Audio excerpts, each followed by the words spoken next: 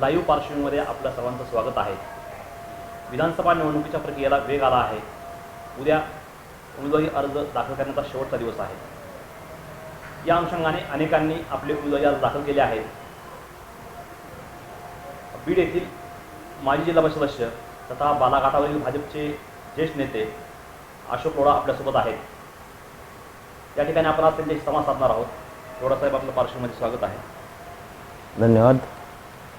बीड विधानसभा मतदारसंघातून आपण निवडणूक लढवण्यास इच्छुक आहात का? होय, मी बीड विधानसभेची निवडणूक लढवण्यास इच्छुक आहे। कोणत्या पक्षाकडून काही उमेदवारी अर्ज दाखल केला असेल? मी भारतीय जनता पार्टीचा कार्यकर्ता आहे। मी भारतीय जनता पार्टीकडं बीड विधानसभेची जागा भाजपला सुटावी म्हणून विनंती केलेली आहे। कारण यापूर्वी बीड जिल्ह्यामध्ये 5 जागा, 6 पैकी 5 जागा भारतीय जनता पार्टीकडे होत्या आणि 1 जागा शिवसेनेकडे होती। जे बीड जिल्हा हा भाजपचा बालेकिल्ला म्हणून समजला जात होता। परंतु आता समीकरणं बदललेली आहेत। 3 पक्षाची ही महायुती असल्यामुळे या ठिकाणी जागाची अदलाबदल झालेली आहे। आता भारतीय जनता पार्टीला 5 पैकी फक्त 2 जागा या ठिकाणी मिळालेल्या आहेत। तर आम्ही माननीय पंकजाताई साहेब आमच्या नेत्या यांना पण विनंती केली होती की बीडची जागा आपण भारतीय जनता पार्टीला सोडून घ्यावी, परंतु या ठिकाणी युतीच्या याच्यामुळे त्यांना ते नाही जमलं किंवा शक्य झालं नाही ते आपल्याला जागा सोडण्यास। भाजपकडे किंवा तुमच्या नेत्याकडे तुम्ही तशी उमेदवारीविषयी काही मागणी केली होती का? होय, मी आमच्या नेत्या आदरणीय पंकजाताई साहेब यांच्याकडं भारतीय जनता पार्टीतून मला उमेदवारी मिळावी आणि बीड विधानसभेमध्ये आमचा असणारा जनसंपर्क आणि मागच्या लोकसभेला मिळालेली मतं याचं समीकरण जर बघितलं तर या समीकरणामध्ये भारतीय जनता पार्टीचा उमेदवार या ठिकाणी निश्चित विजयी होईल अशी या ठिकाणी खात्री होती, म्हणून आम्ही त्या ठिकाणी नेत्याकडे ही मागणी केली होती। तरी पण नेत्याने किंवा पक्षाने आपल्याकडे दुर्लक्ष केलं। उमेदवारी असेल किंवा जिल्हाध्यक्षपद असेल, अशा प्रत्येक गोष्टीकडे दुर्लक्ष झालं। म्हणजे एक मायक्रो मायनॉरिटी असल्यामुळे आपल्याला टाळलं जातं असं वाटत नाही का?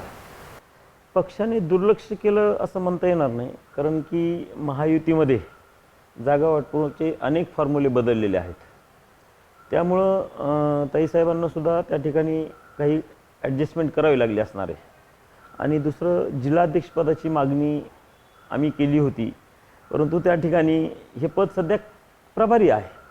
कारण आमचे जिल्हाध्यक्ष अचानकपणे पक्षाचा राजीनामा देऊन त्या ठिकाणी शरद पवार साहेबांच्या म्हणजे पक्षामध्ये प्रवेश केला आणि हे प्रभारी पद असल्यामुळं या ठिकाणी 3 महिन्यासाठी ज्येष्ठने आमचे सहकारी श्री शंकरजी देशमुख यांना या ठिकाणी जिल्हाध्यक्षपदावर संधी दिली, त्यामुळे मी त्यांचंही स्वागत केलेलं आहे।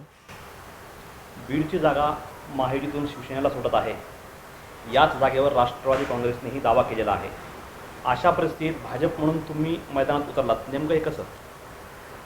ही जागा आता महायुतीच्या वाट्याला भारतीय जनता पार्टीला तर आता दिसत नाही मिळण्याची शक्यता नाही, परंतु शिवसेना शिंदे गट आणि राष्ट्रवादी अजित पवार गट या दोघांमध्ये त्या ठिकाणी स्पर्धा चालू आहे। परंतु मला असं वाटतं की ही जागा शिवसेनेला जाऊ शकते, कारण या ठिकाणी जिल्ह्यामध्ये 1 जागा तरी शिवसेनेला या ठिकाणी मिळेल असा एक माझा अंदाज आहे। त्यामुळं भारतीय जनता पार्टीची उमेदवारी मला मिळणार नाही हे मला आता कळून चुकलेलं आहे। त्यामुळं मी या ठिकाणी माझी अपक्ष उमेदवारी या ठिकाणी दाखल केलेली आहे। जागा सुटलेली नसताना महायुतीतला घटक पक्ष म्हणून भाजप आहे, एक मोठा पक्ष आहे आणि सर्वांना काही नियमावली आहे पक्षांना। अशा परिस्थितीत तुम्ही महायुतीच्या उमेदवाराविरुद्ध निवडणुकीच्या रिंगणात उतरतात, अशा वेळी बंडखोरी केली असं वाटत नाही तुम्हाला? सामाजिक आणि राजकीय जीवनामध्ये काम करत असताना वयाचं एक बंधन असतं। त्यामुळे आता आम्ही 30-30 वर्ष झालं राजकारण करत आहोत, 30-30 वर्षापासून आम्ही समाजकार्यात आहोत। तर यावेळेस आम्हाला असं वाटतं की ही संधी चांगली राहील आणि भारतीय जनता पार्टीच्या विचाराला मानणारा फार मोठा वर्ग या बीड विधानसभा मतदारसंघात असल्यामुळं ही जागा निश्चित भारतीय जनता पार्टीची विचाराची लोक मला या ठिकाणी संधी देतील आणि माझ्या विचार म्हणजे त्यांच्या मताच्या माध्यमातून मी या ठिकाणी ही जागा जिंकेल असं मला आशा आहे। चौसाळा जिल्हा परिषद सर्कलचे सदस्य आणि इतर काही पदे याच्यानंतर थेट विधानसभा निवडणूक लढवण्याचं डोक्यात कसं आलं? आपण पाहिलं असेल मागील अनेक वर्षापासून आपण जे काही लोक आमदार झाली, मंत्री झाली, खासदार झाली, ही सर्व जिल्हा परिषद सभागृहातूनच आलेली आहेत। तुम्ही रजनीताई पाटील असतील, गोपीनाथरावजी मुंडे साहेब असतील, अमरसिंह पंडित असतील, सुरेश अण्णा धस असतील, संदीप क्षीरसागर असतील, जयदत्त अण्णासुद्धा त्या ठिकाणी पंचायत समिती सभापती राहिले, जिल्हा परिषद सदस्य राहिले. त्यामुळे जिल्हा परिषद सभागृहामध्ये ज्यांनी काम केलं त्याला ग्रामीण भागाचा त्या ठिकाणी काम करण्याचा अनुभव असतो आणि त्याच्या पुढची पायरी ही विधानसभाच आहे. त्यामुळं निश्चित आम्ही केलेली कामं आणि आम्हाला मिळालेला आत्मविश्वास आणि लोकांचा आमच्यावर असणारा विश्वास याच्या माध्यमातून आम्हाला खात्री आहे की निश्चित या ठिकाणी विधानसभेला आपण सामोरं जायला पाहिजे. कारण आपण पाहिलं असेल माझ्या 5 वर्षाच्या कारकिर्दीमध्ये जो काही लेखाजोखा जर पाहिला तर जिल्हा परिषदेच्या सभागृहामध्ये मी जे काम केलं त्याची स्तुती सर्व स्तरावर झालेली आहे आणि त्या कामाचा आवाकाही एवढा मोठा झाला. माझ्या मतदारसंघामध्ये जवळपास 50 ते 60 कोटीची कामं त्या ठिकाणी खेचून आणण्याचं काम केलं. तरी मी सत्तेत नव्हतो. पूर्वी शिवसंग्रामच्या माध्यमातून होतो त्यावेळेस आम्हाला भाजपची सत्ता होती, त्यावेळेसही निधीची आम्हाला कमतरता होती आणि ज्यावेळेस आम्ही भाजपमध्ये आलो तर त्यावेळेस जिल्हा परिषदेमध्ये सत्तांतर झालं आणि त्यानंतरही आम्हाला निधी मिळाला नाही. परंतु आमच्या कर्तृत्वाने आणि कौशल्यानं त्या ठिकाणी निधी खेचून आणण्याचं काम केलं आणि भागातील विकासाची कामं सिंचनाचे असतील, रस्त्याचे असतील, नाल्याचे असतील, घरकुलाचे असतील, अनेक प्रश्न बचत गटाच्या माध्यमातून असेल, शेतकरी गटाच्या माध्यमातून असतील, कृषींची काही योजना असतील, या माध्यमातून आम्ही शेतकऱ्याशी कायम म्हणजे जनतेशी संपर्कात आहोत आणि त्या ठिकाणी काम करण्याचं काम केलं. बीड मतदारसंघाचा विचार केल्यास भौगोलिक परिस्थिती जी आहे बीड मतदारसंघाची तर त्या अनुषंगाने जो विकास आहे तो साध्य झाला आहे का आतापर्यंत? बघा, ही गोष्ट आपणही याच मतदारसंघातले रहिवासी आहात आणि आपणही 25 वर्षापासून या शहरामध्ये राहत असताना पाहिलं असेल की बीड शहराचा काय विकास झाला आहे किंवा बीड शहरामध्ये काय सुधारणा झाली आहे. नुसते रस्ते झाले म्हणजे सुधारणा म्हणता येणार नाही. सर्वात मोठी समस्या आता कचऱ्याची आहे, स्वच्छतेची आहे. स्वच्छ पाणी असेल, त्या ठिकाणी नियमित पाणी पुरवठा असेल, युवकांना रोजगार असेल, त्या ठिकाणी लहान मुलांना प्लेग्राऊंड असतील, मैदान असतील. अतिशय दयनीय अवस्था आहे. कुठलंही चांगलं मैदान या ठिकाणी नाही, चांगलं ग्राउंड नाही, चांगलं उद्यान नाही. सगळ्या मोकळ्या जागा जे ओपन स्पेस आहेत या ओपन स्पेसवर सर्रास या ठिकाणी बांधकाम झालेले आहेत, परंतु तरीसुद्धा नगरपालिका त्या ठिकाणी दुर्लक्ष करतात, हे नेते दुर्लक्ष करतात. म्हणजे हे नाही झालं पाहिजे. जो काही शासकीय नियमानुसार जे आहे त्याप्रमाणे जर झालं तर त्या ठिकाणी निश्चित विकास झाला असता. परंतु इथं कुठली MIDC नवीन आलेली नाही आहे. जुनी MIDC सुद्धा त्या ठिकाणी असुविधेमुळं त्रस्त आहेत सगळे व्यापारी उद्योजक. नवीन MIDCचा काही प्रस्ताव नाही. अनेक वेळा या ठिकाणी विमानतळ करण्याच्या बाबतीत बोललं असेल, परंतु काहीच झालेलं नाही. या ठिकाणी रेल्वेचा सुद्धा प्रयत्न आदरणीय खासदार प्रीतमताईच्या माध्यमातून झाला आणि राज्य शासनाने त्या ठिकाणी 50% निधी दिल्यामुळं ही सुद्धा योजना आता या ठिकाणी मार्गस्थ झाली. म्हणजे आमच्या नेत्या ह्या विकासात्मक दृष्टिकोन असणाऱ्या नेत्या आहेत. त्यांना दूरदृष्टी आहे. त्यांनी कुठलंही छोटं मोठं राजकारण केलेलं नाही. कधी कोणाला त्रास होईल असं कधी वागलेलं नाही. परंतु आपण जर बघितलं बाकीच्या नेत्याचं बघितलं असेल, तुम्ही ज्यांनी या ठिकाणी सत्ता भोगली त्यांनी एक रिव्हेंज किंवा काहीतरी त्रास देणं ह्या भूमिकेतूनच काम केलेलं आहे. आम्ही मागच्या वेळेस सन्माननीय संदीप भाईसाठी काम केलं होतं, त्यांना त्या ठिकाणी निवडून दिलं, परंतु आमच्या अपेक्षा पूर्ण नाही झाल्या. जी आमच्या काही आर्थिक अपेक्षा नाहीत, परंतु आमच्या भागामध्ये जे काही विकास व्हायला पाहिजे, सिंचनाचे प्रश्न त्या ठिकाणी मार्गी लागले पाहिजेत, कृषीला त्या ठिकाणी थोडंसं हे झालं पाहिजे. अशा पद्धतीने जर काम झालं असतं तर निश्चित सर्व लोकांच्या जीवनमानामध्ये सुधारणा झाली असती, त्यांचं जीवनमान उंचावलं असतं आणि निश्चित या ठिकाणी जो काही एक मानवी इंडेक्स असतो त्याचासुद्धा या ठिकाणी कधीही विचार झालेला नाही. मानवी इंडेक्सचे 17 गोल्स आहेत. त्याच्यामध्ये अन्न वस्त्र निवाराबरोबर आरोग्य, शिक्षण, स्वच्छता, म्हणजे अशा प्रकारचे जे काही विषय आहेत ते शेतीबद्दल असतील, साहित्य असेल, यामध्ये सुद्धा काम झालं पाहिजे. परंतु असं कुठलंही काम झालेलं नाही आणि आपण त्याचे जाणकार आहात. परंतु आता तुम्ही प्रसारमाध्यमाच्या माध्यमातून किंवा मीडियाच्या माध्यमातून याला आवाज उठवण्याचं अनेक वेळा काम करताय, परंतु त्या ठिकाणी कुठल्याही सुधारणा दिसून येत नाहीत. त्यामुळं निश्चित नवीन चेहऱ्याला या ठिकाणी संधी मिळाली पाहिजे आणि ज्याला दृष्टिकोन आहे, सुशिक्षित आहेत, हे जे आपण काय म्हणू काम करण्याची इच्छा आहे, अशा लोकांना जर संधी मिळाली तर निश्चित मतदारसंघाचा काय पलट झाल्याशिवाय राहणार नाही. कारण जिल्हा परिषदेमध्ये ज्यावेळेस आम्ही काम करत होतो, आम्ही म्हटलं हा इतका छोटा प्लॅटफॉर्म होता जिल्हा परिषदेचा, जरी मिनी मंत्रालय असेल परंतु त्याच्यावर मर्यादा होत्या, तर त्या माध्यमातून आम्ही एवढं मतदारसंघात काम करू शकतो. तर आमदार जर झालो तर निश्चित या ठिकाणी चांगला विकास करता येईल. तर आपण अनेक वेळा बघितलं असाल, बाळासाहेब थोरातसारखे असतील, अनेक विखेसारखे असतील किंवा पवारांचे असतील, ही लोक वारंवार निवडून येतात. याचं कारण आहे की त्या भागाचा विकास त्या ठिकाणी त्यांनी केलेला आहे. आपल्याकडे इथं उद्योगधंदेच नाहीत, कुठलाही उद्योगधंदा नाही, सिंचन नाही आहे, सिंचनाची कामं व्यवस्थित होत नाही आहे. आता यावर्षी पाऊस चांगला झाला, परंतु अनेक वेळेस आपल्याकडे दुष्काळाची परिस्थिती असते. अशामुळं आपलं स्थलांतर होते. ऊसतोड मजुरांचा जिल्हा म्हणून या ठिकाणी आपली ओळख आहे. ही पुसण्याचं काम झालं पाहिजे, एवढंच मला वाटतं. लोढासाहेब, आपल्याला आपल्या कुटुंबाला एक राजकीय पार्श्वभूमी आहे. आपले वडील स्वतः चौसा मतदारसंघाचे आमदार राहिलेले आहेत. त्याच्यानंतरही बरेच काही घडामोडी घडल्या आणि आपल्याला त्यातली माहितीसुद्धा आहे. तरी आपण सांगितलं की आपण विकासामध्ये जिल्ह्याचा विकास पाहिजे तसा झाला नाही किंवा मतदारसंघाचा विकास झाला नाही. मग याच्यामध्ये विकासात तुम्ही कुठं कमी पडलात का, किंवा तुमची कोणती अशी कामं आहेत की जी उल्लेखनीय आहेत? निश्चित 1979ला माझे वडील पंचायत समितीचे सभापती म्हणून त्या ठिकाणी पदावर होते. त्यावेळेसही चांगली कामं झाली. आजही लोक नाव घेतात. 1980ला त्या ठिकाणी आमदार म्हणून 5 वर्ष त्यांनी त्यांची कारकीर्द केली. त्याही वेळेस खूप चांगली कामं झाली. त्यानंतरही आम्ही जिल्हा परिषद आणि पंचायत समितीच्या माध्यमातून लोकांच्या सेवेत आहोत. आज जर पाहिलं तुम्ही तर माझ्या भागामध्ये ज्या काही आवश्यक गरजा आहेत, मग आरोग्याच्या सुविधा असतील, या ठिकाणी मी मागील 8 वर्षापासून या ठिकाणी आरोग्य शिबिर घेतोय. प्रत्येक महिन्याच्या 4थ्या बुधवारी मी चौसाला आरोग्याचं शिबिर घेतो. त्यामध्ये विशेषतः डोळ्याचं आणि हृदयाचं. तर मी जवळपास 7 ते 7,500 ऑपरेशन्स मी मोफत करून दिलेत आतापर्यंत. त्याचप्रमाणे ज्यावेळेस संपूर्ण जगामध्ये विश्वमारीचा कोविडचा ज्यावेळेस हे होता, प्रकोप होता, त्या कोविडच्या काळामध्ये मी स्वतः कोविडचा पेशंट होतो. आणि ज्यावेळेस मी व्यवस्थित झाल्यानंतर मला त्याची एवढी भीती बसली होती. आणि मग या माध्यमातून मी काय केलं पाहिजे, तर मी माझ्या भागामध्ये स्वखर्चाने महाराष्ट्रातलं पहिलं खाजगी कोविड सेंटर त्या ठिकाणी माझ्या शाळेमध्ये चालू केलं, 100 बेडचं. आणि ती मी 59 दिवस चालवलं. त्यावेळेस सन्माननीय CO कुंभार साहेबांनाही मी प्रस्ताव दिला आणि त्यांनी ती मान्यता दिली. आणि हा कोविडचा जो उपक्रम केला मी, त्या काळामध्ये संपूर्ण 59 दिवसामध्ये मी 1 दिवसाआड मी त्या कोविड सेंटरला भेट देत होतो.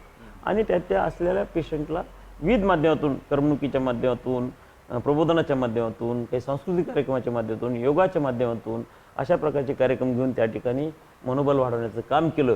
आणि त्याचप्रमाणे मातृत्व योजना असतील, कुपोषित बालक असतील, अनेक पुन्हा मग जनतेमध्ये जनजागृती करण्याचे कार्यक्रम असतील, महापुरुषांचे कार्यक्रम. आता मध्ये मी स्वामी विवेकानंदांचं जीवनचरित्रावर मी एक कार्यक्रम घेतला होता गावामध्ये. अतिशय चांगला सुंदर असा कार्यक्रम होता, जीवनचरित्र काय होतं, आणि त्याच्यावर त्यांचा एक पात्री प्रयोग त्या ठिकाणी घेतला. अशा प्रकारचे कारण सांस्कृतिक, आरोग्याच्या विषयाचे, कृषीचे परिसंवाद त्या ठिकाणी आम्ही अनेक वेळा घेतो.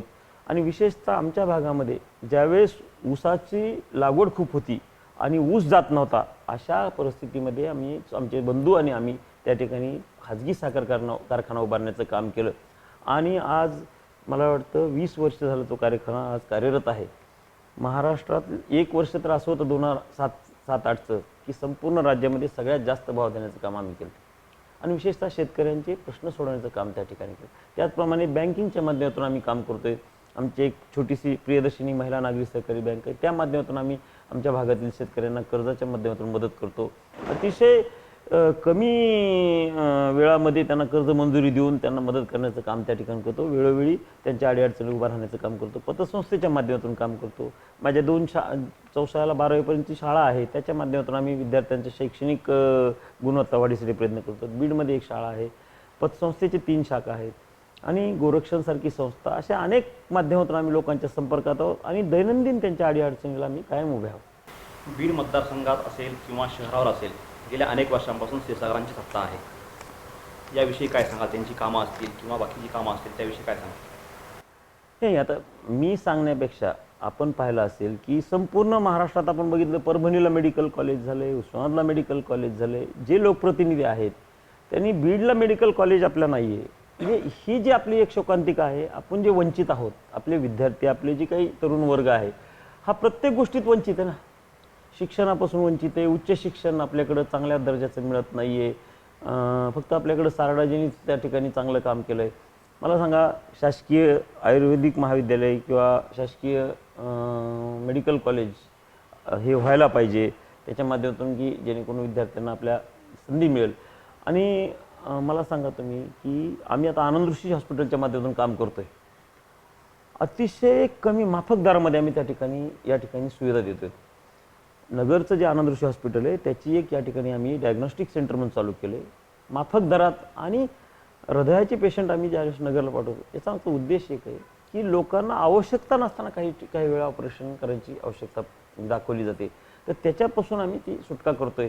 लोकांसाठी आम्ही अनेक मार्गाने त्या ठिकाणी प्रयत्न करतो. आणि नवीन लवकरच भविष्यात या ठिकाणी आनंद ऋषीचं मोठं हॉस्पिटल या ठिकाणी ते काम सुरू होतं आहे. पुढच्या 1 महिन्या 2 महिन्यामध्ये काम सुरू होणार आहे. आणि भविष्यात 2 वर्षामध्ये हे मोठं हॉस्पिटल मल्टी स्पेशालिटी हॉस्पिटल बीडकरांच्या सेवेत या ठिकाणी आम्ही सुरू करणार आहोत. ज्यांच्या नेतृत्वाखाली आपण काम केलं काही दिवस काही वर्ष, असे भाजप जिल्हाध्यक्ष राजेंद्र मस्के यांनी पक्ष सोडला. त्यावेळी त्यांनी पालकमंत्री असतील किंवा ताई असतील यांच्याविषयी काही आरोप केलेले आहेत, त्याविषयी काय सांगा? नाही, त्यांनी आपण एखाद्या पक्षात काम केलं, एखाद्या नेत्याबरोबर काम केल्यानंतर संपूर्ण सगळीच कामं होत नसतात. परंतु नेत्यांनी त्यांना खूप फ्री हँड दिला होता.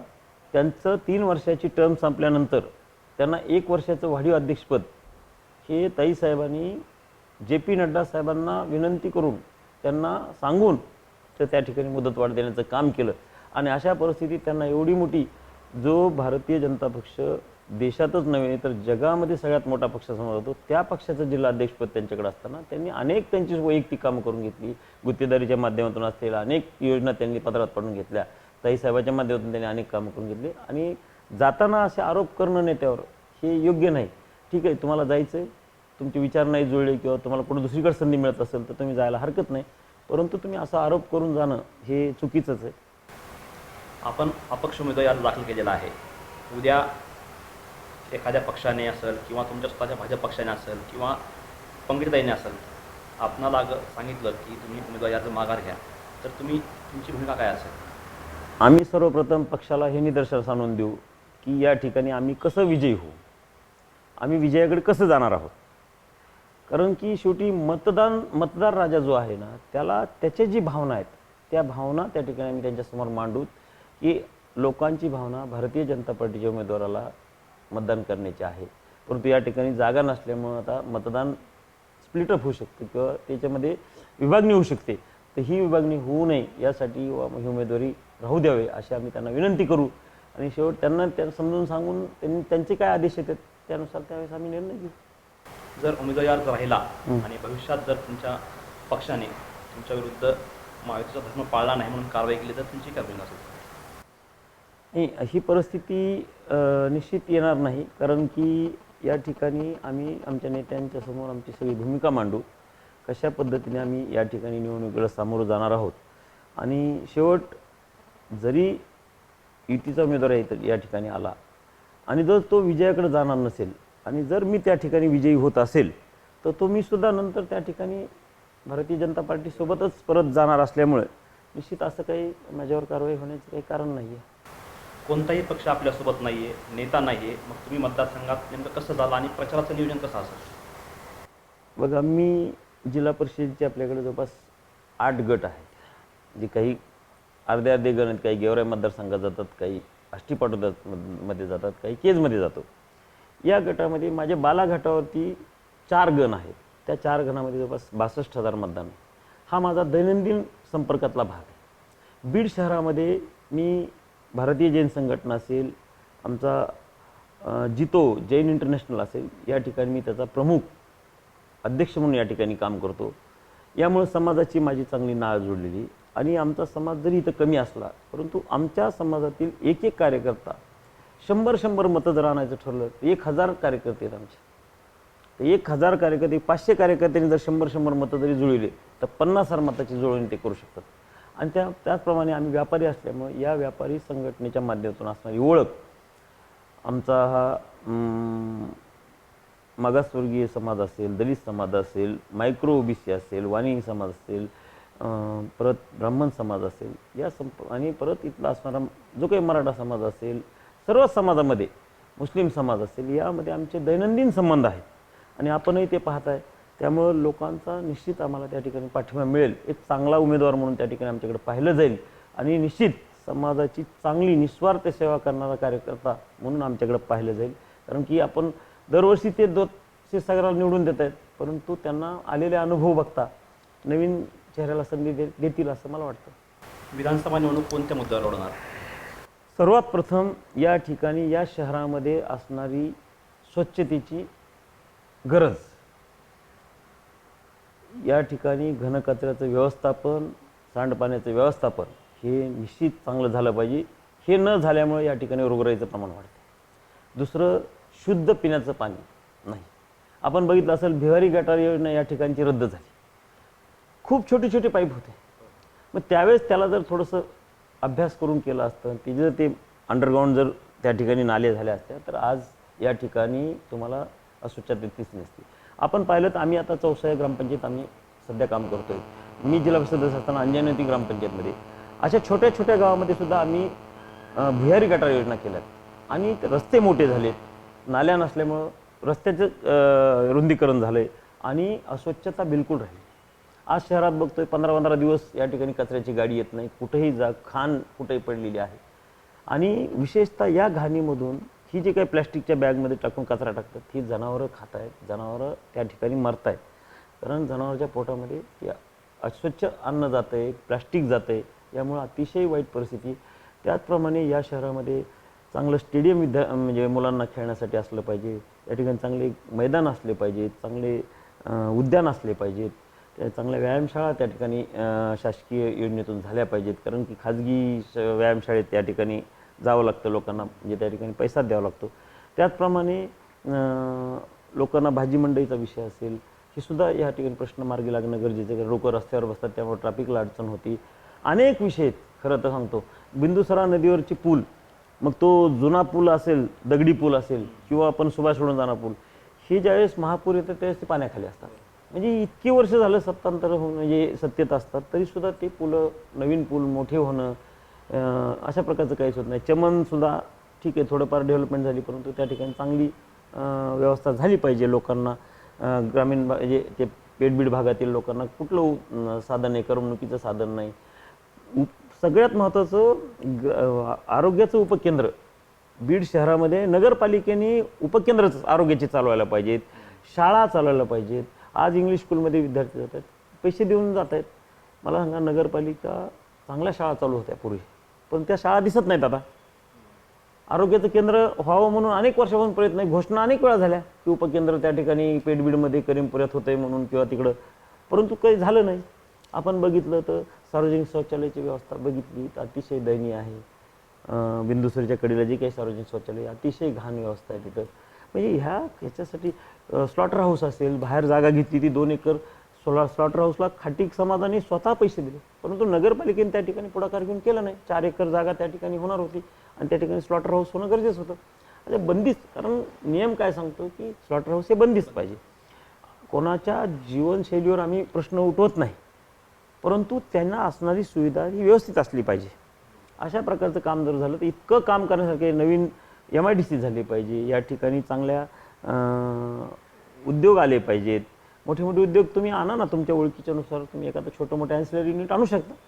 आपल्याकडं कुठेनी चांगली हे झाली होती, परंतु ठीक आहे, आता ते बॅड लक झालं आणि त्यांचं ते रसातळाला गेलं आहे. परंतु असे मोठे उद्योग आल्यावर त्या ठिकाणी रोजगार मिळेल, बाहेर जायची गरज नाही. आज पुण्या मुंबईला एवढी गरज झाली. सगळी आपली लोक आता मतदान आणायचं म्हणजे 25% मतदान बाहेर आहे. म्हणजे ही परिस्थिती कशामुळं आहे? हे नाकर्तेपणा आहे सगळ्या लोकप्रतिनिधीचा. त्याच्यामुळं मला असं वाटतं की लोकांनी निश्चित, जर वाटलं मी चांगला माझ्या 5 वर्षाची कारकीर्द ज्यांनी बघितली असेल तर ते निश्चित माझ्या कामावर निश्चित खुश असतील आणि ते माझ्याबद्दल निश्चित चांगला विचार करते असं मला वाटतं. एक इच्छुक उमेदवार म्हणून तुम्ही मतदारांना काय आव्हान कराल? मतदारांना एवढंच आवाहन करेल की निस्वार्थ, पारदर्शक काम आणि जे लोकांना साध्या साध्या कामासाठी जे काही अडचणी येतात, आज बघितलं असेल आपण, घरकुलाची योजना असेल, कुठली योजना असेल, सावंतवाडा असेल, संजय गांधी असेल, कोणाचंच लक्ष नाही त्याच्याकडे. त्यांचे हप्ते वेळेवर मिळत नाहीत. हप्ते मागायला गेले तर कर्मचारी अधिकारी त्यांना मेळ लागून देत नाही. हे छोट्या छोट्या गोष्टी लोकांच्या ज्या आहेत त्या मार्गी लागणं गरजेचं आहे. स्वस्त धान्य दुकानाच्या माध्यमातून आपण बघत असाल, अनेक वेळा बघत असाल की त्या ठिकाणी वर्षातले 6 महिने त्यांना अन्नधान्य मिळते, 6 महिने मिळत नाही. असं काही ठिकाणी असं होतं आहे. हे जे काही प्रश्न आहेत हे सोडवणं गरजेचं आहे. कोणालाही अन्याय झाला नाही पाहिजे, त्यांनाही त्यांचा व्यवसाय चालला पाहिजे, लोकांनाही त्या सुविधा ज्या शासनाकडून आहेत त्या मिळाल्या पाहिजेत. आज आपण बघता तुम्ही की सिव्हिल हॉस्पिटलमध्ये गर्दी वाढते. कारण काय, ते चांगला अधिकारी त्या ठिकाणी आला, चांगलं काम करतो. नाहीतर काय होतं, आपण पाहिलं तर अनेक पेशंट जर तिथं आलं तर त्यांना सांगितलं जातं की इथं सुविधा मिळत नाही, बाहेर जा. म्हणजे हे जे हे व्हायला नाही पाहिजे. या डॉक्टरचाही व्यवसाय चालला पाहिजे, असं नाही आहे की त्यांचे व्यवसाय चालले नाही पाहिजे, परंतु ज्या सुविधा गोरगरीब असतील, ज्यांना गरज आहे तिथं ते मिळाल्या पाहिजे, असं आमचं मत आहे.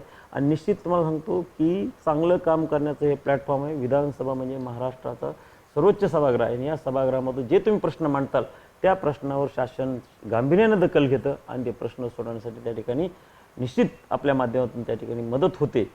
हे प्रश्न आपण सोडवले पाहिजेत, हे लोकप्रतिनिधीचं काम आहे. आपल्याकडं बघितलं असेल, कंकालेश्वरचं मंदिर जर बघितलं तर मी मागच्या महिन्यामध्ये गेलो होतो, अतिशय दुरावस्था आहे, सगळी पडझड झाली. हेच जर पश्चिम महाराष्ट्रात असतं तर त्या नेत्यांनी त्याचं असा विकास करून ते तीर्थक्षेत्राच्या माध्यमातून असेल, कशाच्या न कशाच्या माध्यमातून त्याचा विकास केला असता. आपण ज्यांना ते शहनशाही दर्गा असेल, किती अस्वच्छता आहे त्या भागामध्ये. प्रत्येक धर्माचं जे काही अस्तित्व स्थान आहे त्या ठिकाणी स्वच्छता राहिली पाहिजे, त्या ठिकाणी जाण्याचा चांगला मार्ग पाहिजे, त्या ठिकाणी रात्रीचा प्रकाश पाहिजे. अशा प्रकारच्या सुविधा जर तिथं दिल्या, तिथं बसण्याची व्यवस्था पाहिजे, अशा प्रकारे पिण्याचं स्वच्छ पाणी त्या ठिकाणी उपलब्ध झालं पाहिजे, शौचालय ते असेल, अशा प्रकारची कामं जर झाली तर निश्चित जनता नेत्याच्या मागं राहते.